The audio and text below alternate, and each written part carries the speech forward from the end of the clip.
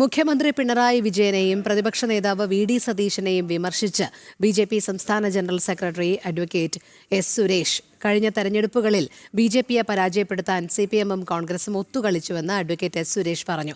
അതേസമയം തെരഞ്ഞെടുപ്പ് പ്രചാരണത്തിന് ആവേശം പകരാൻ പ്രധാനമന്ത്രി നരേന്ദ്രമോദി 29-ന് തൃശൂരും പാലക്കാടും എത്തുമെന്നും അദ്ദേഹം വ്യക്തമാക്കി. എ.എ.പിയിൽ നിന്ന് ബി.ജെ.പിയിലെത്തിയ നേതാക്കളെ ഷോൾ അണിയിച്ച് സ്വീകരിച്ചു.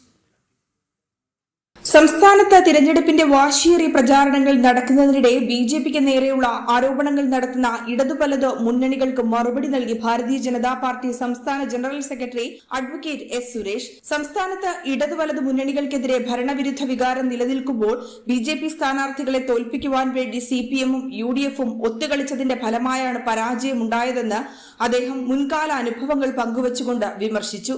ബി.ജെ.പിയെ തോൽപ്പിക്കാൻ വേണ്ടി പണം വാങ്ങിയും അതോടൊപ്പം തന്നെ SDP-യും ജമായത്ത് ഇസ്ലാമിയും ഉൾപ്പെടെയുള്ള വർഗീയ സംഘടനകളുമായിട്ടും ചേർന്ന് ബി.ജെ.പിയെ തോൽപ്പിക്കാനായിട്ട് കോൺഗ്രസും കമ്മ്യൂണിസ്റ്റുകാരും ദശാബ്ദങ്ങളായിട്ട് കേരളത്തിൽ നടത്തിക്കൊണ്ടിരിക്കുന്ന ഡീല്, ആ ഡീലിനെ മറച്ചുവെക്കാനുള്ള ശ്രമമാണ് വി.ഡി. സതീശൻ്റെ ഈ പ്രസ്താവനകളിൽ UDF നേതാക്കന്മാരുടെ പ്രസ്താവനകളിലൂടെയും അതോടൊപ്പം തന്നെ പിണറായി വിജയന്റെ പ്രസ്താവനകളിലൂടെയും പുറത്തു വന്നുകൊണ്ടിരിക്കുന്നു. അതേസമയം തിരഞ്ഞെടുപ്പ് പ്രചാരണത്തിന് ആവേശം പകരാൻ പ്രധാനമന്ത്രി നരേന്ദ്രമോദി കേരളത്തിലെത്തുമെന്ന് അദ്ദേഹം അറിയിച്ചു.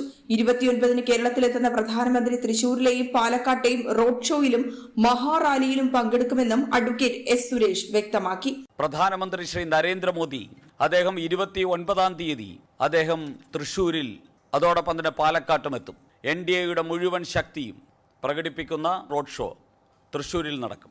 അന്നേ ദിവസം തന്നെ പാലക്കാട് ജില്ലയിലെ പ്രവർത്തകരുടെ ഒരു മഹാ റാലി പാലക്കാട്ടും സംഘടിപ്പിക്കും. ആ പാലക്കാട്ട് റാലിയിൽ നരേന്ദ്രമോദിജി പ്രസംഗിക്കും. ആം ആദ്മി പാർട്ടിയിൽ നിന്ന് ബി.ജെ.പിയിലെത്തിയ നേതാക്കളെ ഷോൾ അണിയിച്ച് സ്വീകരിക്കുകയും ചെയ്തു. Aam Aadmi Party state vice പ്രസിഡന്റും വട്ടിയൂർക്കാവ് പോളിടെക്നിക്കൽ മുൻ general secretary Saji Mohan, Navaikulam DYFI മുൻ ഭാരവാഹി അഖിൽ ശങ്കർ, ആം ആദ്മി പാർട്ടി മണ്ഡലം ട്രഷറർ കിച്ചു, ആം ആദ്മി പാർട്ടി ഭാരവാഹിയും ശാസ്തമംഗലം തദ്ദേശ തെരഞ്ഞെടുപ്പിലെ മുൻ സ്ഥാനാർത്ഥിയുമായ രശ്മി TS തുടങ്ങിയവരാണ് തിരഞ്ഞെടുപ്പ് പ്രചാരണ വേളയിൽ ബി.ജെ.പിയിലേക്ക് എത്തിയത്. ജനം, തിരുവനന്തപുരം.